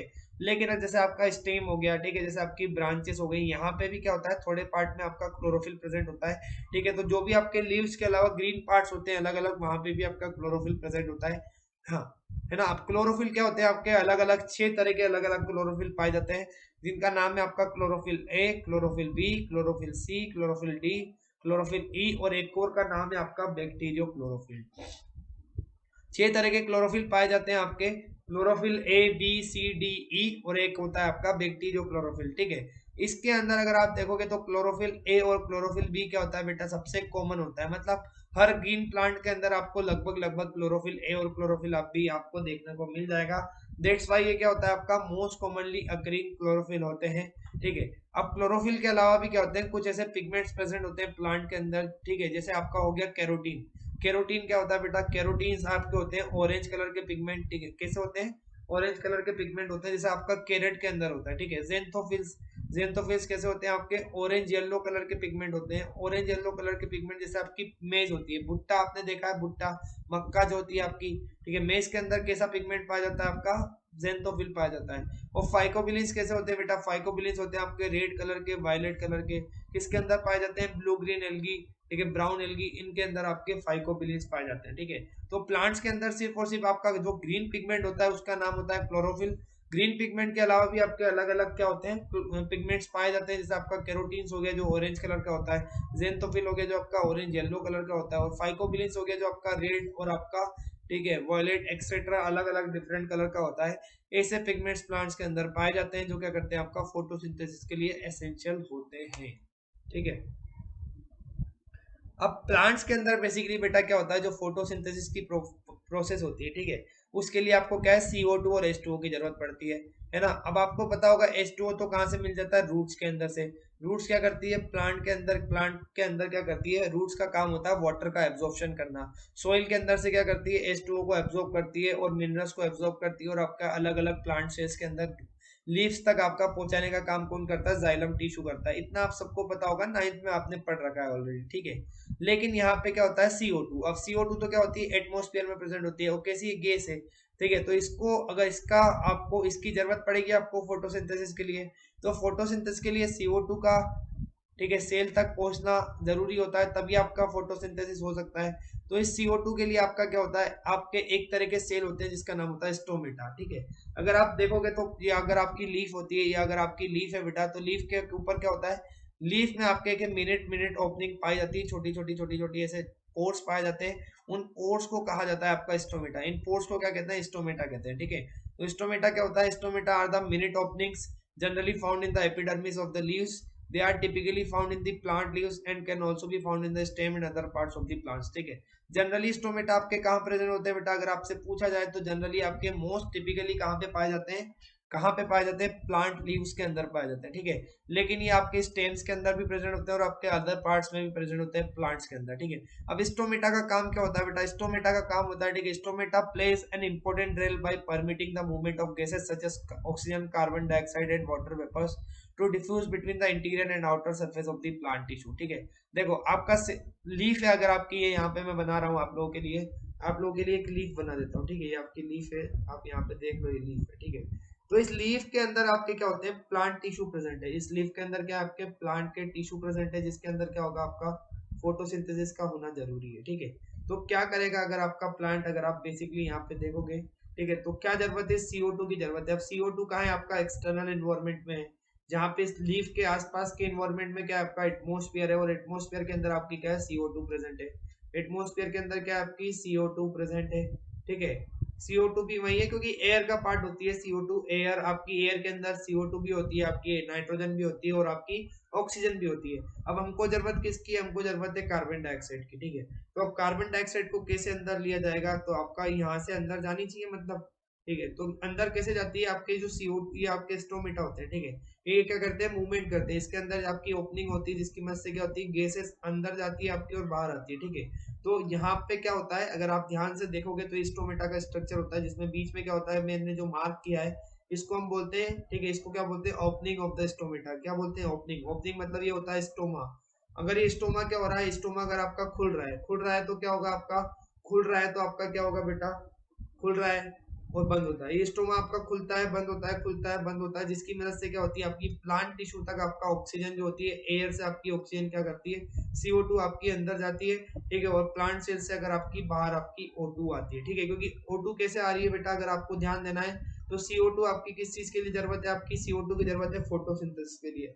और फोटोसिंथेसिस जैसे ही हो जाएगा आपका, तो फोटोसिंथेसिस में क्या होता है, आपका बाई प्रोडक्ट निकलता है O2, ठीक है। तो आप यहाँ पे ध्यान दोगे तो आपको समझ में आएगा, ठीक है, कि क्या होता है। अगर आप यहाँ पे देखेंगे, ठीक है, तो आपको समझ में आएगा कि अगर आपकी लीफ है, ये अगर आपकी लीफ है और लीफ के अंदर सपोज आपका एक स्टोमेटा, ये आपका स्टोमेटा है, तो इसकी ओपनिंग और क्लोजिंग से क्या होता है, इसकी ओपनिंग और क्लोजिंग से क्या होता है, आपका CO2 अंदर जाती है प्लांट टिश्यू तक, प्लांट टिश्यू तक आपकी CO2 अंदर आती है, और आपका यहाँ से क्या होता है, यहाँ से आपकी O2 बाहर जाती है, ठीक है। इस तरीके से आपका क्या होता है, गैसियस एक्सचेंज होता है टिश्यूज के बीच में, ठीक है। स्टोमेटा के द्वारा क्या होता है, गैस आपकी, एक गैस अंदर जाती है CO2, जिसको यूटिलाइज करते हैं प्लांट टिश्यूज, और क्या करते हैं, O2 को रिलीज करते हैं, ठीक है। इस तरीके से आपका फोटोसिंथेसिस का मूवमेंट होता है। तो अगर आपसे कोई पूछे कि CO2 का मूवमेंट कैसे हो पाता है, आपका प्लांट टिश्यूज को CO2 किसके द्वारा मिलता है, तो आपको सिंपली लिखना है स्टोमेटा के द्वारा, ठीक है। स्टोमेटा जो होते हैं लीव्स में, वो क्या करते हैं, गैसेस को अंदर लेते हैं, जिसकी मदद से आपका CO2 जो होती है आपकी प्लांट टिश्यूज तक पहुंच पाती है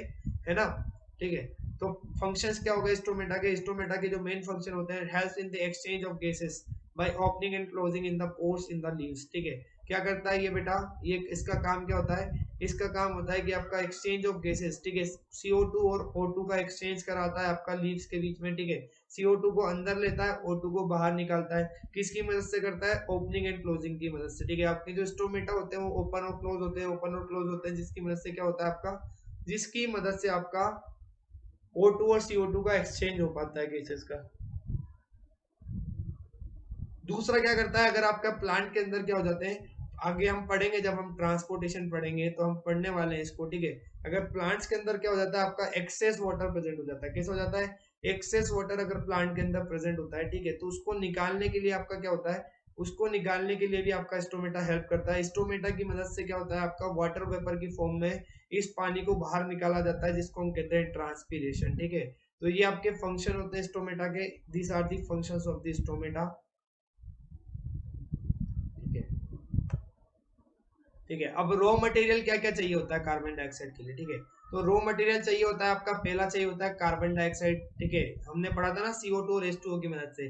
तो पहला आपका रॉ मटेरियल क्या चाहिए होता है बेटा, CO2 चाहिए होता है। ठीक है, अब आपको पता होगा टेरेस्ट्रियल प्लांट जो होते हैं, टेरेस्ट्रियल प्लांट मतलब जमीन पे पाए जाने वाले, लैंड पे पाए जाने वाले। ठीक है, तो उनके अंदर क्या होता है, see carbon dioxide from the atmosphere. ठीक है, through the small opening present on the leaves called stomata. उनके अंदर आपका क्या होता है, उनके अंदर आपका CO2 किसके थ्रू अंदर जाता है, कि CO2 किस तरीके से ऑब्टेन करते हैं वो, थ्रू द स्टोमेटा। ठीक है, स्टोमेटा के थ्रू उनको ऑब्टेन हो जाती है। ठीक है, तो stomata are the small pores present on the surface of the leaves. They helps in the exchange of gases and transpiration. Stomatal opening is guarded by the presence of guard cells. ठीक है, ये जो आपका stomata जो आपका open और close होता है, ओपन और क्लोज होता है, ओपन और क्लोज होता है, ये किसकी मदद से होता है आपका, ये जो आपके गार्ड सेल्स होते हैं, ये आपके गार्ड सेल्स होते हैं, इनकी। ठीक है, इनके टर्जिडिटी की वजह से क्या होता है आपका, अगर आपके क्या हो जाते हैं, टर्जिड हो जाते हैं, तो प्रेशर लगाते हैं, तो आपका क्या हो जाता है, आपका स्टोमेटा क्या हो जाता है, क्लोज हो जाता है, और आपका क्या हो जाएगा, बंद हो जाएगा। ठीक है, तो इसकी टर्जिडिटी की वजह से होता है आपका, is guarded by the presence of the guard cells. ठीक है, किडनी शेप्ड सेल्स होते हैं आपके, इस तरीके से आपको दिख रहे होंगे यहाँ पे। इनकी वजह से क्या होता है आपका, इनकी वजह से आपका स्टोमेटा बंद और आपका ओपन होता है, ओपन और क्लोज होता है। ठीक है, aquatic plants obtain CO2 dissolved in water through the general body surface, so they perform more photosynthesis than the terrestrial plants. ठीक है, अब आपको पता होगा कि आपका क्या होता है, एक्वेटिक प्लांट्स जो होते हैं आपके, ठीक है, उनमें क्या होता है, वाटर, जो वाटर के अंदर क्या होती है आपकी, CO2 डिसॉल्व होती है। वहां पे कोई एटमॉस्फेयर नहीं होता है, पानी के अंदर CO2 डिसॉल्व होती है। ठीक है, जिसकी वजह से क्या होता है आपका, उनकी पूरी जनरल बॉडी सरफेस की वजह से आपका क्या होता है, ठीक है, उनकी पूरी बॉडी सरफेस से क्या कर सकते हो, फोटोसिंथेसिस को परफॉर्म कर सकते हैं। और CO2 आपका क्या होता है, डिसॉल्व होता है, डिसॉल्व फॉर्म में होता है, तो उसको आपका ऑब्टेन करने में आपको क्या लगता है, ज्यादा फोटोसिंथेसिस की परफॉर्मेंस करना पड़ती है। ठीक है, दैट्स व्हाई आपका क्या होता है, ठीक है, कि आपके जो एक्वेटिक प्लांट्स होते हैं उनमें आपका फोटोसिंथेसिस जो होता है वो आपका ज्यादा होता है टेरेस्ट्रियल प्लांट से। ठीक है, और दूसरा होता है आपका water. Plants absorb water from the soil by the process of osmosis. This water is transported to the leaves by a special type of tissue called xylem. ठीक है, आपको पता है कि प्लांट्स में क्या होता है, आपका रूट्स क्या करती है, आपकी वाटर को एब्सॉर्ब करती है सॉइल से, है ना, और सॉइल से एब्सॉर्ब करती है किस प्रोसेस के थ्रू, ऑस्मोसिस के थ्रू। किसके थ्रू करती है, ऑस्मोसिस के थ्रू। ठीक है, the water is transported to the leaves by a special type of tissue called xylem. ठीक है, अभी आपका रूट्स में, ठीक है, आपकी क्या है, रूट्स में, रूट्स से आपका ऊपर तक किसके थ्रू जाता है, जाइलम टिश्यू के through. Xylem is the tissue which is responsible for the conduction of water in the plant. ठीक है, प्लांट के अलग अलग पार्ट्स तक आपका पानी पहुंचाने का काम किसका होता है, जाइलम का होता है। ठीक है, तो plants utilise carbon dioxide during photosynthesis. The intensity of light at which amount of the CO2 during photosynthesis becomes equal to the amount of CO2 released during the respiration by plant is called as the compensation point। इस चीज को आप समझने की कोशिश कीजिए बेटा। ठीक है, कि क्या है, अगर आपका प्लांट्स है, ठीक है, अगर आपके प्लांट्स है, ठीक है, क्या बेटा, आपके प्लांट्स है, ठीक है, प्लांट्स क्या करते हैं, आपके कार्बन डाइऑक्साइड को यूटिलाइज करते हैं। किसको यूटिलाइज करते हैं, कार्बन डाइऑक्साइड को। मतलब फोटोसिंथेसिस की प्रोसेस में आपका जो यूटिलाइज होता है वो CO2 होता है। ठीक है ना, तो उस इंटेंसिटी ऑफ लाइट पे जब क्या हो जाए आपका, जो आपका CO2 आपका यूटिलाइज हो रहा है, ठीक है, जो आपका क्या हो रहा है, फोटोसिंथेसिस में CO2 जो यूटिलाइज हो रहा है वो किसके बराबर हो जाए, आपका रेस्पिरेशन में जो CO2 आपका रिलीज हो रहा है उसके बराबर हो जाए, उसको कहा जाता है कंपनसेशन पॉइंट। ठीक है, तो यहाँ पे आप ध्यान दीजिए कि फोटोसिंथेसिस में क्या होता है बेटा, फोटोसिंथेसिस में अगर मैं नाम लूं, फोटोसिंथेसिस और रेस्पिरेशन। ठीक है, तो फोटोसिंथेसिस में क्या होता है आपका, CO2 को आप क्या करते हो, CO2 को यूटिलाइज करते हो, यहाँ क्या करते हो, CO2 को रिलीज करते हो। ठीक है, तो ये CO2 और का यूटिलाइजेशन और CO2 का कंज्यूमिंग, ठीक है, आपका क्या हो जाए, जब बराबर हो जाए, मतलब CO2 को, जितना CO2 आप रेस्पिरेशन में रिलीज कर रहे हो उतना ही CO2 अगर आप क्या कर रहे हो, ठीक है, फोटोसिंथेसिस के दौरान कंज्यूम कर रहे हो, तो उस पर्टिकुलर इंटेंसिटी के लाइट के, उस पॉइंट ऑफ इंटेंसिटी की लाइट को क्या कहा जाता है, कंपनसेशन पॉइंट कहा जाता है। ठीक है, ये क्या होती है, कंपनसेशन पॉइंट क्या होता है, द इंटेंसिटी ऑफ लाइट, क्या होती है, AC लाइट की इंटेंसिटी जिसके ऊपर क्या हो जाए, amount of CO2 during the photosynthesis becomes equal to the amount of CO2 released during the respiration by plants is called as the compensation point। इसको कहा जाता है आपका compensation point। इसको क्या कहते हैं, compensation point कहते हैं। ठीक है, तो compensation points occurs at the low light intensity during the morning and during evening hours. ठीक है, कंपनसेशन पॉइंट आपका कब आता है? लो लाइट इंटेंसिटी के दौरान आता है, जब आपकी मॉर्निंग और आपके इवनिंग आवर्स के दौरान आपका लाइट की इंटेंसिटी जब कम होती है, ऐसे टाइम पे आपको देखने को मिलता है कि आपका CO2 जो आपके रिलीज हो रही है रेस्पिरेशन के दौरान, उतनी ही CO2 आपकी क्या होती है फोटोसिंथेसिस के दौरान यूज होती है। ठीक है, अब most important topic of this particular topic, the photosynthesis की जो प्रोसेस होती है आपकी, वो कितने स्टेप्स में कंप्लीट होती है। ठीक है, तो फोटोसिंथेसिस की जो प्रोसेस होती है वो 3 पार्ट्स में कंप्लीट होती है आपकी। पहला पार्ट होता है आपका absorption of sunlight by chlorophyll. दूसरा क्या होता है आपका conversion of light energy into chemical energy and splitting of water into the hydrogen and oxygen by the split light energy. और तीसरा होता है आपका reduction of carbon dioxide by hydrogen to form the glucose and release of oxygen. ठीक है, यहाँ पे देखिए गाइज आप, ठीक है, सपोज मैं आपको एक लीफ बना देता हूँ यहाँ पे। ठीक है, ये सनलाइट इंसिडेंट हुई आपकी, सनलाइट इंसिडेंट होती है आपका, तो क्लोरोफिल का जो मॉलिक्यूल होता है यहाँ पे जो क्लोरोफिल पिगमेंट होता है वो क्या करता है, सनलाइट को एब्जॉर्ब कर लेता है। क्या कर लेता है? एब्जॉर्ब कर लेता है। तो पहली स्टेप में क्या होगा, लाइट का एब्जॉर्प्शन होगा, लाइट एनर्जी को एब्जॉर्ब कर लिया जाता है किसके द्वारा? क्लोरोफिल के द्वारा। ठीक है, अब ये जो लाइट एनर्जी जिसको एब्जॉर्ब किया गया है, इसको यूज किया जाता है H2O को तोड़ने के लिए। ठीक है, जो आपका क्या कर रहे हो, CO2 के अलावा आपका एक H2O भी होता है ना, जिसको आप रॉ मटेरियल की तरह यूज करते हो। ठीक है, तो ये लाइट एनर्जी को यूज किया जाता है इस H2O को मॉलिक्यूल को तोड़ने में, और H2 के मॉलिक्यूल को तोड़ा जाता है H2 और O2 के फॉर्म में। ठीक है, मतलब आपके जितने भी हाइड्रोजन के मॉलिक्यूल है उनको अलग तोड़ दिया जाता है और आपका, ठीक है, तो क्या किया गया यहाँ पे, स्प्लिटिंग कर दिया वाटर का, वाटर को क्या कर दिया, स्प्लिट कर दिया हाइड्रोजन के एटम के फॉर्म में और आपका ऑक्सीजन के एटम के फॉर्म में। ठीक है, अब देखो यहाँ पे आपने एक और क्या यूज किया था, CO2 को यूज किया था। ठीक है, तो ये जो आपका हाइड्रोजन होता है ये जाके किससे जुड़ जाता है, CO2 से। ठीक है, तो यहाँ पे क्या हो जाता है, CO2 का रिडक्शन हो जाता है। क्या हो जाता है बेटा, CO2 का रिडक्शन होता है। ठीक है, हाइड्रोजन एटम क्या होते हैं, जितने भी आपके वाटर से टूट रहे हैं वो जाके किससे मिल जाएंगे, वो आपके मिल जाएंगे CO2 के साथ। ठीक है, तो यहाँ पे देखिए आपने क्या यूज किया था, आपने यूज किया था C6CO2 प्लस 6H2O। ठीक है, 6H2O जब आपका टूटेगा, 6H2O जब आपका टूटेगा तो किसके फॉर्म में टूटेगा, आपका 6H2 प्लस 3O2। ठीक है, ये आपका टूट गया इधर से। ठीक है, अब ये इधर से टूट गया, अगर आपका ये अगर आपका इधर से टूट गया है, ठीक है, ये आपके ऑक्सीजन के मॉलिक्यूल्स इधर आ गए, ये H2 कहाँ से आके जुड़ जाएगा, इसके पास जाके जुड़ जाता है, इसका रिडक्शन कर देता है, और इसका रिडक्शन जब करता है बेटा, इसका रिडक्शन जब करता है तो आपका क्या हो जाएगा, इसका रिडक्शन करने से आपका किस में कन्वर्ट हो जाता है, ये ग्लूकोज में कन्वर्ट हो जाता है आपका। ठीक है, तो क्या बन जाएगा आपका C6H12, और आपके ये जो 12 मॉलिक्यूल्स है, आप में इसमें से 6 मॉलिक्यूल्स आपके यहाँ के जुड़ जाएंगे, तीन O2 के मॉलिक्यूल इधर आ जाएंगे, 3 इधर आ जाएंगे, टोटल आपके 6 O2 बाहर निकल जाती है, और आपका रिडक्शन हो जाता है कार्बन डाइऑक्साइड का। ठीक है ना, तो क्या होता है आपका, इसी तरीके से आप देखिए कि 3 स्टेप में कंप्लीट होती है। पहला क्या होता है आपका, absorption of sunlight by the chlorophyll, chlorophyll ने क्या किया आपका, ठीक है, क्लोरोफिल ने सनलाइट को एब्जॉर्ब किया। ठीक है, दूसरा क्या किया, conversion of light energy into chemical energy and splitting of water into hydrogen and oxygen by light energy. Light energy को यूज करके क्या किया जाता है आपका, लाइट एनर्जी को यूज करके आपका वाटर को स्प्लिट किया जाता है ऑक्सीजन और हाइड्रोजन के अंदर, और जो आपके हाइड्रोजन आपके होते हैं जो वाटर से निकलते हैं वो क्या करेंगे, तीसरी स्टेप में जाके कार्बन का रिडक्शन कर देंगे, कार्बन डाइऑक्साइड का। ठीक है, क्या बना लेंगे, ग्लूकोज बना लेंगे, और साथ में आपका ऑक्सीजन को रिलीज कर देते हैं। इसको कहा जाता है आपका फोटोसिंथेसिस की प्रोसेस। इसको क्या कहते हैं हम, this process of known as the process of photosynthesis. 3 step में होती है। पहली स्टेप आपकी होती है absorption of sunlight by chlorophyll, दूसरी होती है आपकी conversion of light energy into chemical energy and splitting of water into the hydrogen and oxygen by light energy, तीसरा होता है आपका reduction of carbon dioxide by hydrogen to form the glucose and release of the oxygen. इस तरीके से आपका photosynthesis का process complete होता है। ठीक है, तो ये आपका प्रोसेस था फोटोसिंथेसिस का। ठीक है, चलो गाइस, तो हमने आज क्या पढ़ लिया है, हमने पूरा पढ़ लिया अपना क्या, न्यूट्रिशन इन प्लांट्स। ठीक है,